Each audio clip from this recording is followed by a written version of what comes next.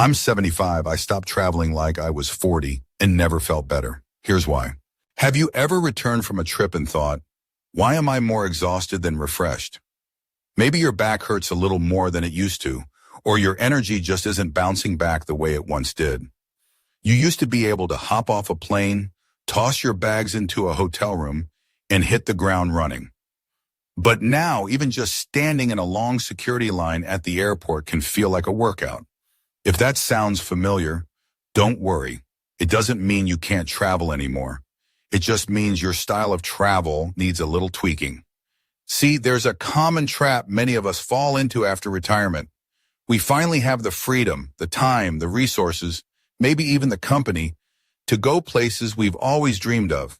And naturally, we want to make the most of it. But the mistake comes when we try to travel like we did in our 40s, or worse, our 30s, jam-packing itineraries, rushing from one place to the next, thinking sleep is optional, and walking 10 miles a day is good exercise. The truth is, your body changes after 70. That doesn't mean you're fragile. It just means you're wiser now. Travel isn't about how much ground you can cover. It's about how much you can enjoy each moment. So in this video, we're going to talk about 5 smart ways to adjust your travel style. Not to limit your adventures, but to make them more enjoyable, more comfortable, and most importantly, more sustainable for where you are in life right now. Let's start with something simple but powerful. Stop racing the clock. When we were younger, we often approached vacations like a checklist. See the Eiffel Tower? Check. Visit the museum? Check. Walk the entire city? Check. We'd plan full-day itineraries from 7 a.m. to midnight. But now it's time to shift that mindset. Your trip doesn't have to be about doing more. It's about feeling more. If you've only got the energy for 1 or 2 meaningful activities in a day, that's not a loss. That's travel done right. You're savoring the experience instead of rushing through it. I once met a couple in their early 70s on a river cruise in Europe. They told me they used to do big trips, the kind where you switch cities every 2 days and never really unpack your suitcase. But now they pick one town, stay for a week and just live there, drink coffee at the same cafe, walk the same streets, talk to the locals. And you know what? They said they feel more connected to a place now than they ever did before. They remember the smell of the bakery, the rhythm of the bells at noon, the names of the people who served them dinner. That kind of memory stays with you. And it doesn't come from rushing. It comes from slowing down. And that leads us right into the second adjustment. Rethink your accommodations. When you're younger, you can survive just about anywhere. A tiny hostel bed, a noisy street, even a mattress on the floor if needed. But after 70, comfort isn't a luxury. It's a requirement. A good night's sleep, easy bathroom access, a quiet environment. These things make or break your day. So when booking a place to stay, don't just look for the cheapest deal or the most central location. Look for comfort, accessibility, and calm. If stairs are a problem, make sure the building has an elevator. If noise disrupts your rest, avoid places near bars, train stations, or busy intersections. And if walking long distances is tiring, don't choose a hotel just because it's near the action, if you'll still need to hike half a mile to get anywhere. Sometimes staying slightly outside the tourist hub, but closer to public transport, can be the smarter move. You'll get peace and you can still get around with ease. I remember helping my aunt plan a trip to Rome.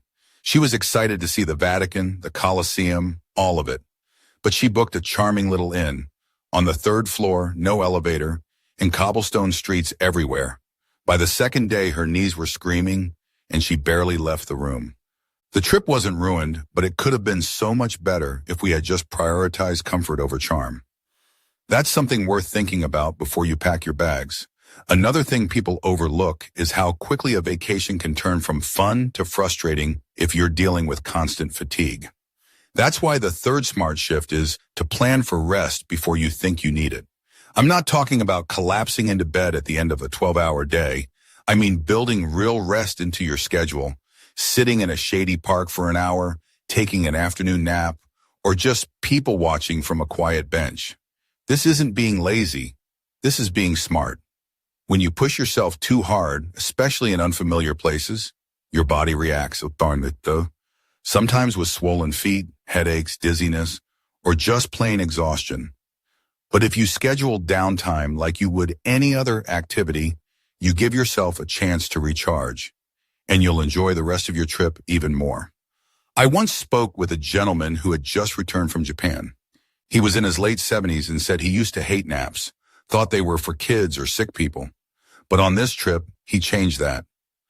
Every day around 2 p.m., he'd find a quiet garden or head back to the hotel and rest. No shame, no guilt, just a break. And because of that, he said he had more energy in the evenings, more patience with the crowds, and a much better attitude when things didn't go as planned. Sometimes the smartest thing you can do when traveling isn't doing more, it's knowing when to pause. And that brings us to something else many people overlook, especially those of us who were raised to be self-sufficient and tough it out. But we'll talk about that in just a moment. So let's talk about something that many of us, especially those raised with that grin and bear it attitude, often struggle with. Accepting help without feeling like a burden. You know what I mean?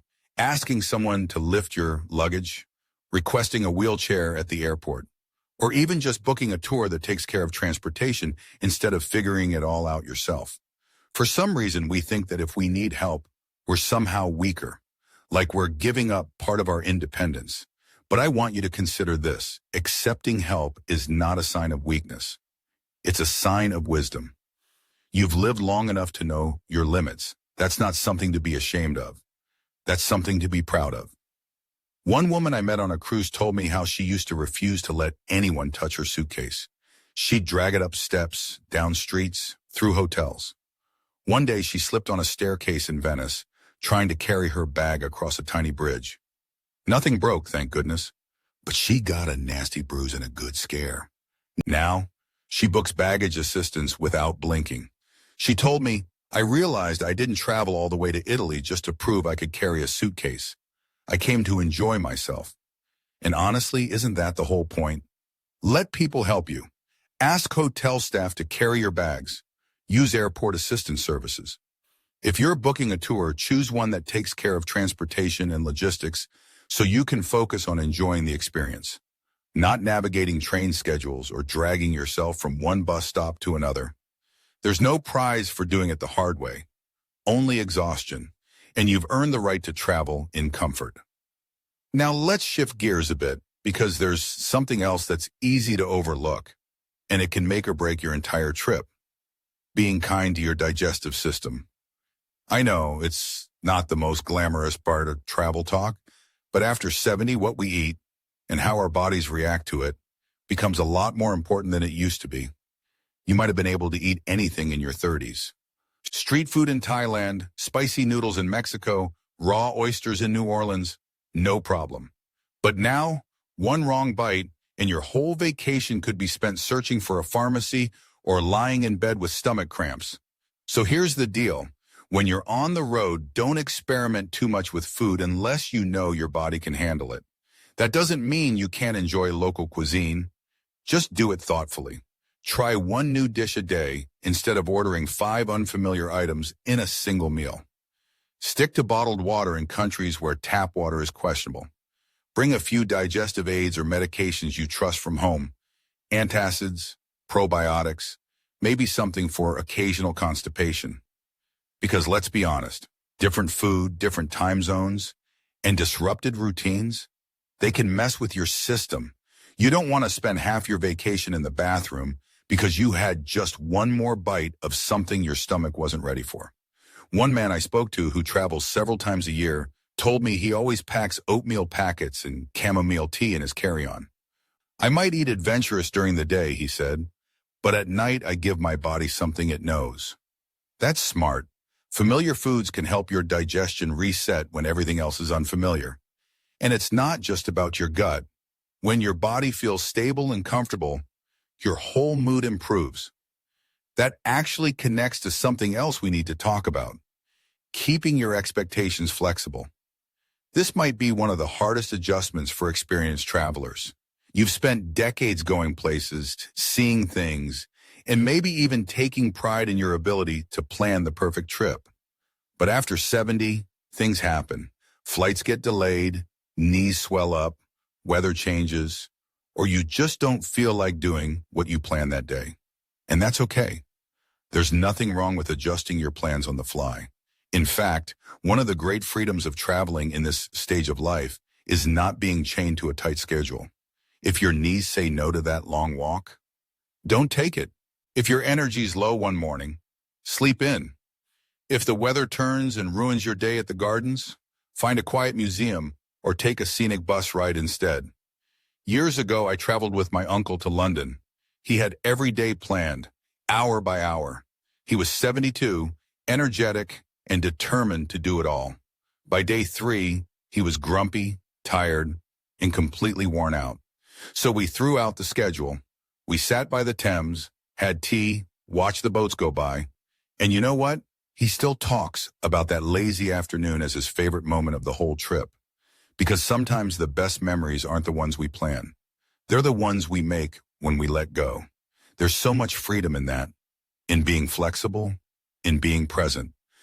When you stop measuring a trip by how much you accomplish and start measuring it by how peaceful, meaningful, and enjoyable it feels, that's when travel becomes magic again. And that's really what this is all about, isn't it? Keeping the joy of travel alive, not by doing more, but by doing it smarter.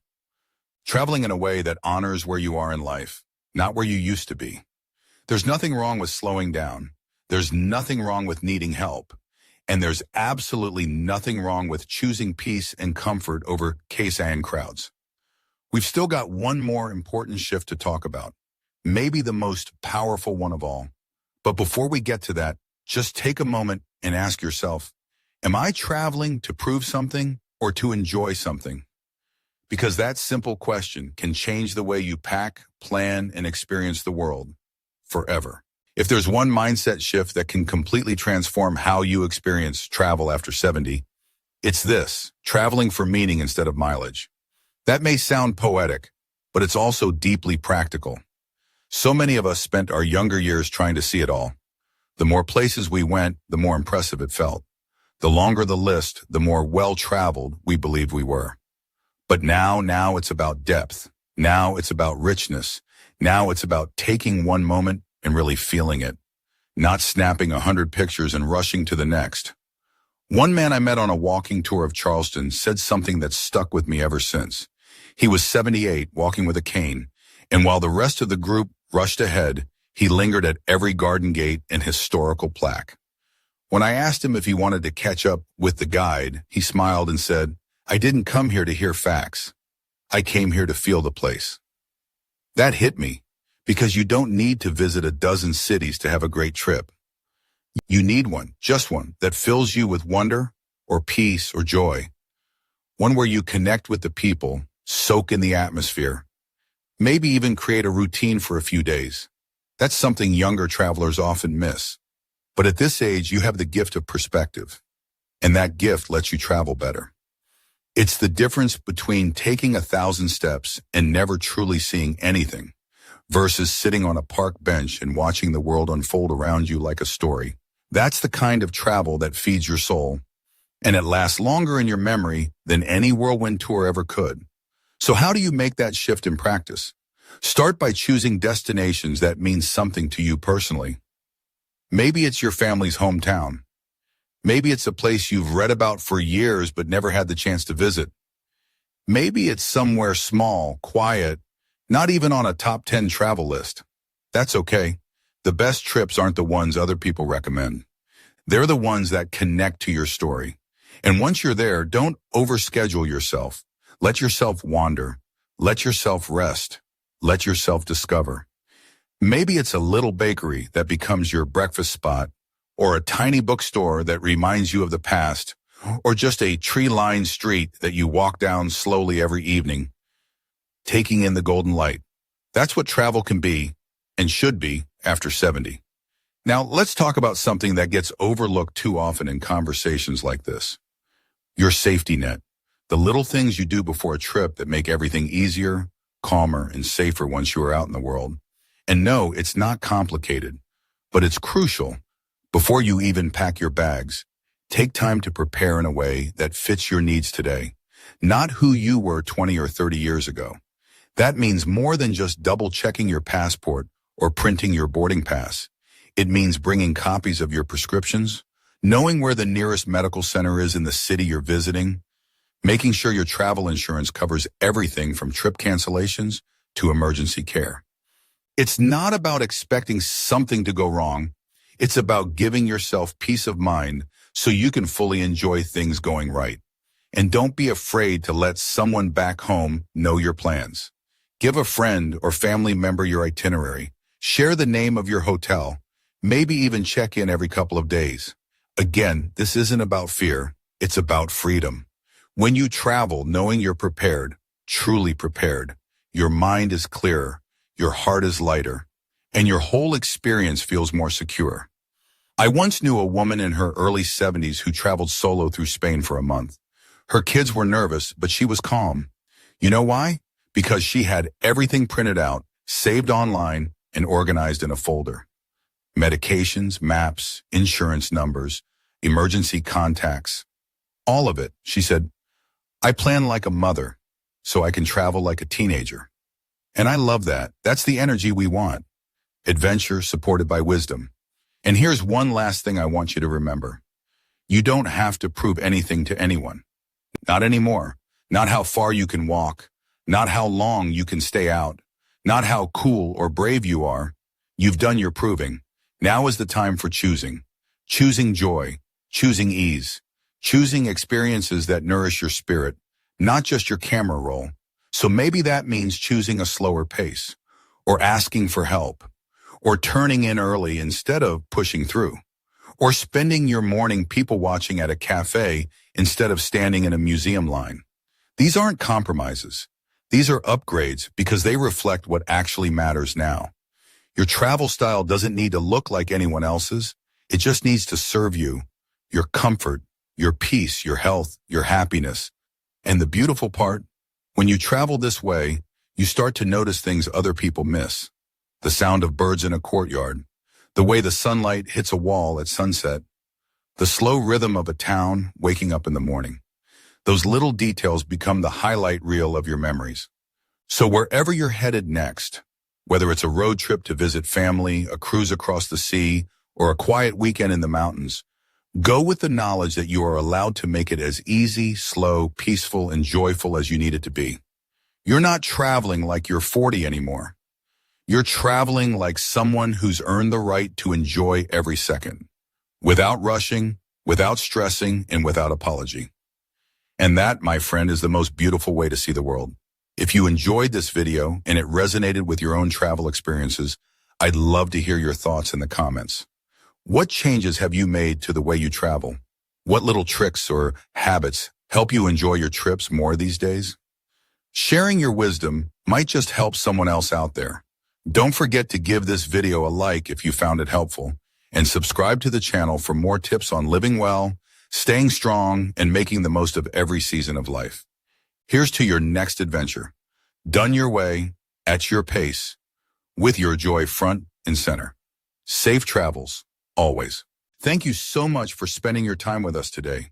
If this video gave you something to think about or made you smile, please give it a like, share it with a friend, and don't forget to subscribe for more wisdom every week. We'd love to hear your thoughts. Leave a comment below and join the conversation. Your voice matters. Your story matters. Until next time, stay wise, stay kind, and take care.